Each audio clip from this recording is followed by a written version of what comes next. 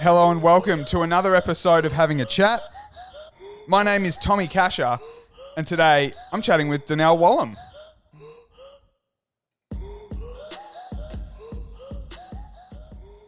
Donnell Wallam, thank you so much for giving me some of your time, mate. How you going? Yeah, good, thanks. How are you? Yeah, mate, I reckon you're possibly the first person that has asked me how I'm going, so I appreciate that, and I'm going really well. First question I always ask is, what'd you have for breakfast? This morning I just had a coffee and some berries. It wasn't very exciting. How do you have your coffee? Just straight black. Straight black. My girlfriend has the Yeah, long blacks, and I can only do a piccolo. That's about as tough as I can get. unless it's made from like a cafe or something, I'll have a latte or something. But yeah, So with the berries though, are you not starving like yeah. 2 hours later? Well, no, because I go to work for 2 hours, then I have smoke over break, and that's when I eat my breakfast because it's still early in the morning. And then 2 hours later is lunchtime, so it's the coffee keeps me going. So what time are you getting up for work at the moment? Waking up at 5 in the morning to be at work by 6, to start by 6. So Okay, and how's that yeah. going? Are you like a morning person? No, I'm not a morning person, which is usually why I skip breakfast. And then if I've got time in the morning, I'll take some fruit or something, and that will be breakfast. So, okay, I guess in the research that I did, 2019 was your first season in the WANL, is that right? Yes, yeah. West Okay, so Australian Netball League. yeah, and you were with the West Coast Warriors. I guess Yes. you can choose to go as deep as you want here, but how much has your life changed in the past 3 years since you made that decision to play in the West Australian Netball League? Yeah, it's changed so much, like my whole perspective on life, like what I want in life. I thought I was going to be going to Warriors, play netball, and just that would be a bit of fun on the weekends. But it turned out it's what I want to do, for a living. So yeah, I didn't know I wanted to play netball so bad, and then give it a go, and that was it. So, how far into that journey with netball did you realise that it is something that you really wanted to chase?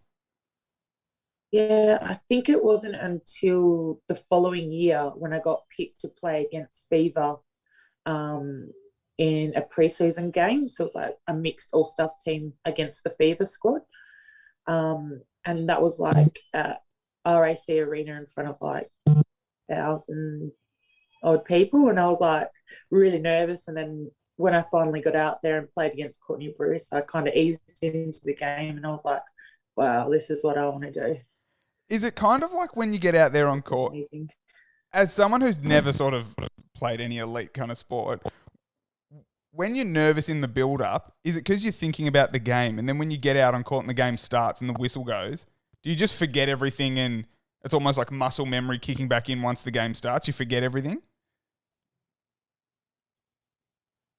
Yeah, it is. I always think like, oh, what if I don't do this? What if I miss my shots? What if I can't hold the player and the player holds me? And then that kind of like gets me going, gets me nervous before the game. And then I get out there and it just sort of comes naturally in a way.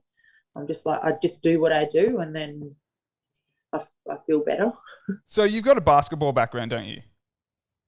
Yeah, yeah. Played just a bit of state league here. So what then got you across to playing netball?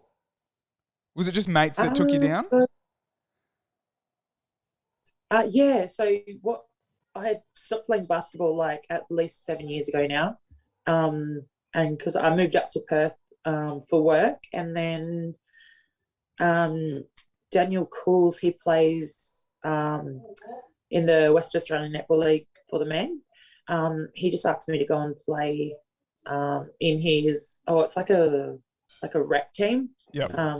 Like yeah, he was coaching it, so he asked me to go and play. Went and played there, and then at the end of the season, he was like, "Why don't you go and play, West Australian Netball League?" Like, I was like, "Oh."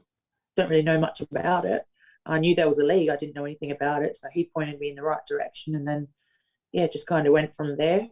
I do remember like messaging him, I think a day or so before the tryouts for Warriors, being like, oh, maybe I won't do it. I'm not fit enough. I'm just not really into it. And then he was like, oh, just go to the tryouts. You don't know, you might like it. You've got nothing to lose. And then I thought, yeah, why not?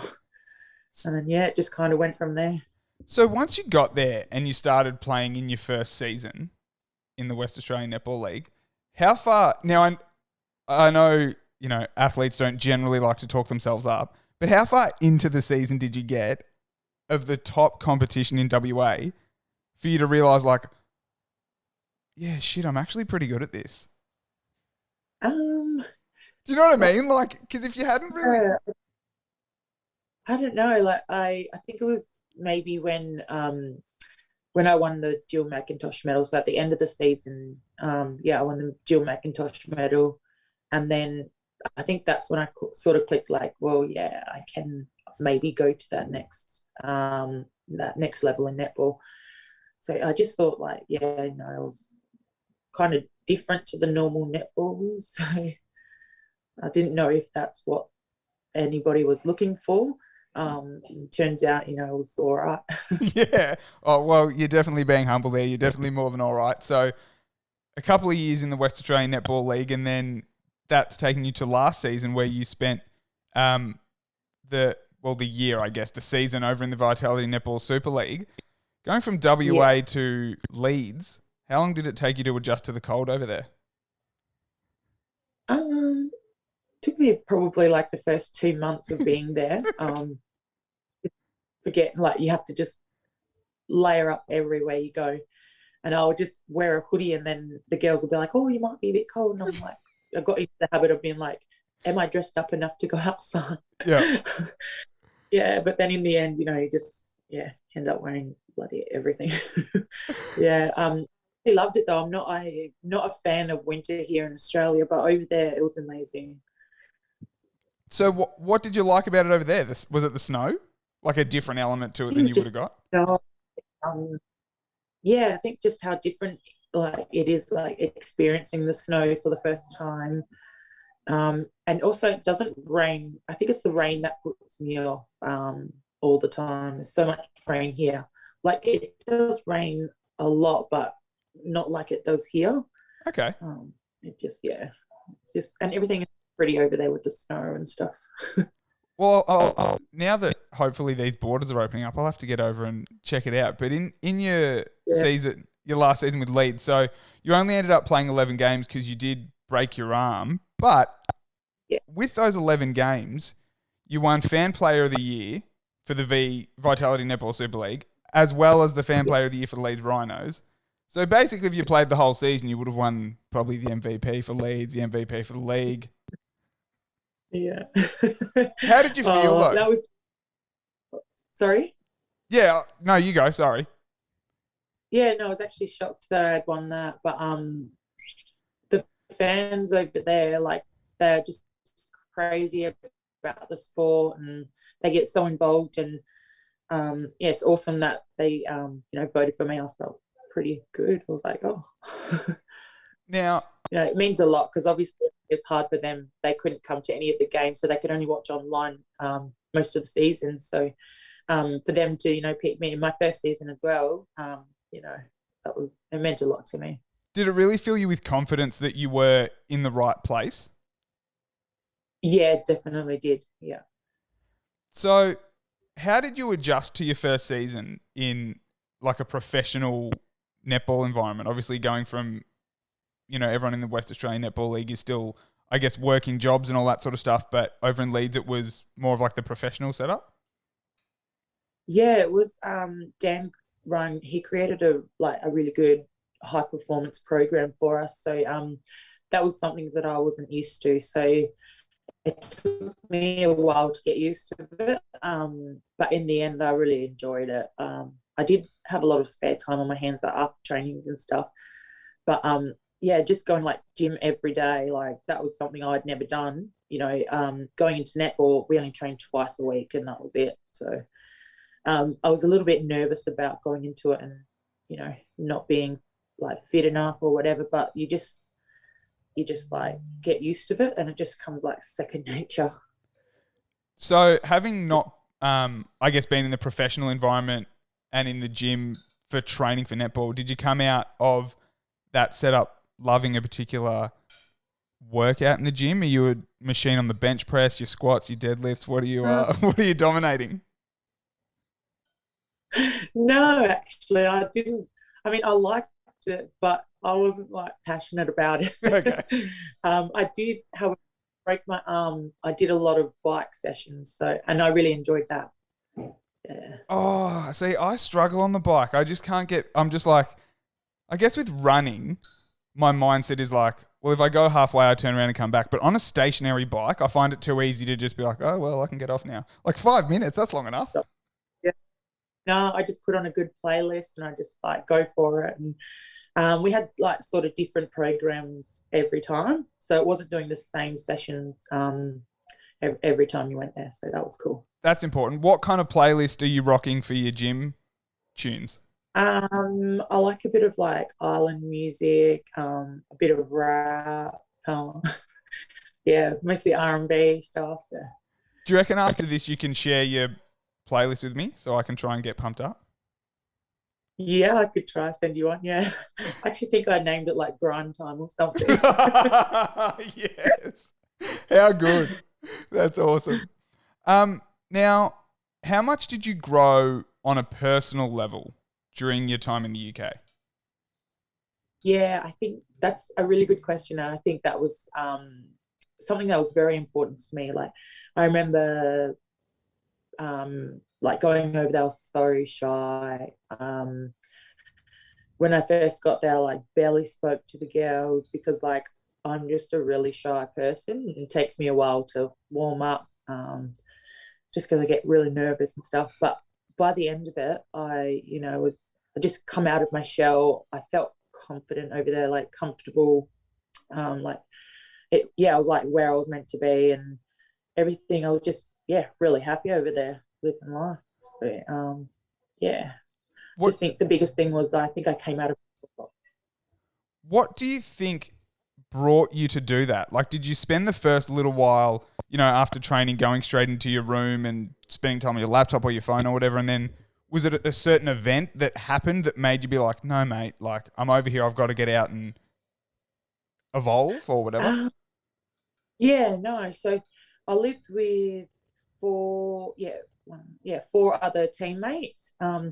And during pre-season, we had to isolate a few times. So it would literally be like the five of us in one house for like 10 days. So really, we had no choice but to interact with each other because we had nothing else. And I think you just get to know people more like in those situations, and then you sort of feel comfortable to kind of, be yourself and, just, be free, I guess. Just, you're comfortable and you can open up on things. And then that kind of helped me take that to training to the rest of the group. So I was like, a bit of a bubbly personality then. And then I guess that helps on the court as well.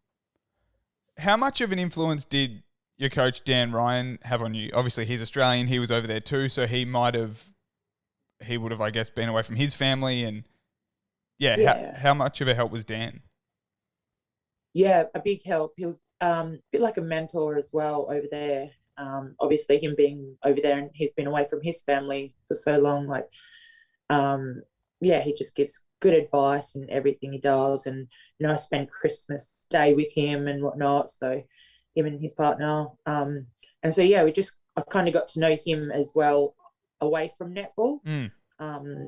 And then I think that just really helps, you form a friendship with your coach. And then you've got, I think it helps the connection. And then kind of got this like a whole other respect for each other, not just as like athlete and coach.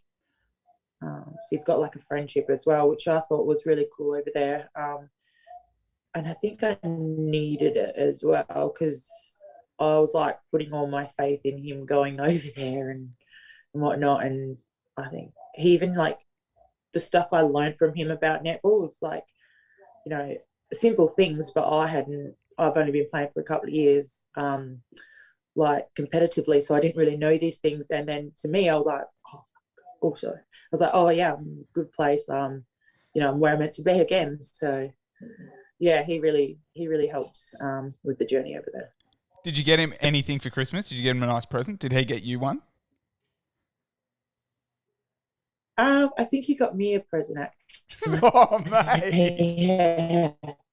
So, Oh no, I I only had just been over there for a couple of weeks at that stage, and I didn't go oh, out anywhere. that makes sense. So, are you on Twitter at all? Yes, yeah. Okay. Have you come across the huge netball fan base that is on Twitter? I do see. I'm new to Twitter. I only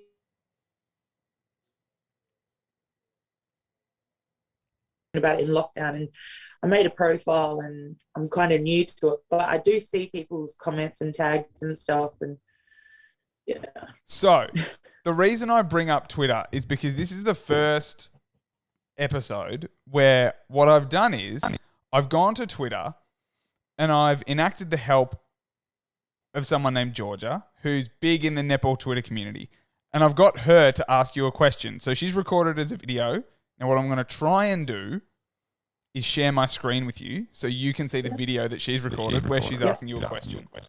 Now, bear with me. Hopefully this works. Hi Donnell and hi Tommy, thank you for having me on the show. My name is Georgia and I've got a couple of questions for you Donnell about netball rules because there's so much talk at the moment about rules in netball. So my first question is, if there was any rule that you could change, adapt, modify, what is it and what would it be? yeah, it's a good one. I think over a third. Like, I don't get why we can't just get that center third. Like, what's the big deal about it? Especially if you're on a long. But that's the basketballer in me talking. Yeah. Oh, I love it. Imagine if your keeper could get a feed into the circle. Like, that's impressive. If a keeper can do it, let him do it. Yeah, like especially if you're 1 point down, you got the super shot, 5 seconds to go, and the keeper just holds it long, get a 2-point. That's exciting netball. Yes. I love that. That's fantastic. Okay. Now, let's go with question 2. Let me try and share this again. My second question is more of an idea and a concept rather than just a question, but how would you feel if netball introduced like its own version of the NBA slam dunk competition where it's more about like trick shots and stuff, and do you think you would win it? Because I think you would. Right. I mean, I think they could do like an all-star weekend type of thing. Yeah, like and introduce, 3-point shots, and I don't know about dunking. That could be dangerous. Now, you have become known, though, for some of your trick shots where you're falling out of court. Is that something you practiced, or has that just have you sort of brought that with your basketball background and those skills that you already had? Yeah, I think it's just it's like a natural instinct for me to just try and put the ball up as I'm being pushed out of court or something, falling out of court. Not really something I've practiced, but since I've started doing it, I've started like trying different shots. Like, I'll just mess around at the end of training or something and see what I can do, I'm capable of. And if I'm in the situation during a game, then I'll try it. And if it works, it works. Are you aware of how much enjoyment that brings fans? I do see a lot of comments like on Instagram and stuff, and I think that like makes me want to do it even more. Like, Yep. yeah, because I just think it's enjoyable. Like, I would like to see somebody doing that, and if I can do it for the crowd, I'll do it. Great attitude. Love it. So, Donnell, I want to change gears a little bit here. and talk about the netball pathway in Australia. So how do you think we can get a better representation of Indigenous Australians in the netball pathway? Because there's 15% of AFL and AFLW who are Indigenous and 12% of NRL and NRLW who are Indigenous. So what do you think? And obviously in the Super Netball last season, this season, the season's finished. Last season, Gemma Maimai was the only Indigenous Australian athlete who was playing Super Netball. So what are your thoughts on how we can get a better representation at the top, and not even at the top level, just all the way through the pathway? Yeah, I think it's just, making it a culturally safe environment. I guess I don't know. This question always stumps me because, I get it, but I sort of don't get it. Because I haven't really gone through the netball pathway, so I can't really say too much about it. But from what I've heard is, just so it's a bit of a hard question. If you don't want to answer it, it's totally fine. Yeah, no, it's just trying to find the right words to say. Sure. Yeah, cool. I think Gemma explains this really well, and she's been through the whole pathway, so she kind of knows. And even Beryl Friday, they explain it really well, and like the improvements that Netball Australia and even grassroots netball can do. So I think it would be better hearing from them too, because they've gone through the pathways as well. Yep. No, okay. That's a fantastic answer. And I think that just shows there's a lot of people who want to do the right thing, and really the only way to go about that is to include the people that have been through the pathway and been through the system and have an idea on how we can improve it and make it better. Yeah, absolutely. So, Donnell, the big question that I've saved kind of for the end here is, I don't expect to break any headlines out of this, but you're back in Australia. You've mentioned you're not going back over to Leeds in the UK. Yeah. What are your plans for next year? Is it a big secret? Hopefully still playing netball. Yeah. Where are you hoping to play? Well, I was just hoping to get a contract somewhere. So yeah, I'm just waiting. Can't really say too much at the moment. Ooh, Nettie. Not exciting, although it's not very exciting. Why not? Why is it not exciting? I'm sure it is. If you're playing somewhere here, that's what we want to see. Yeah. You're doing very well at not giving anything away. Yeah. Say anything, because nothing's really happened just yet. Now, this wasn't set up, but I promise you the audio actually cut out when you answered that question. The Zoom just went all laggy and cut out. So that's a perfect time for you. I can see that there's obviously something that we can't talk about yet, but exciting for all netball fans to know that hopefully we'll be able to see you at some level somewhere playing in Australia this year. But Donnell, I just wanted to thank you again for your time. Really appreciate it. And hopefully we can see you in a Super Netball dress sooner rather than later. Yeah, thanks for having me. It was fun.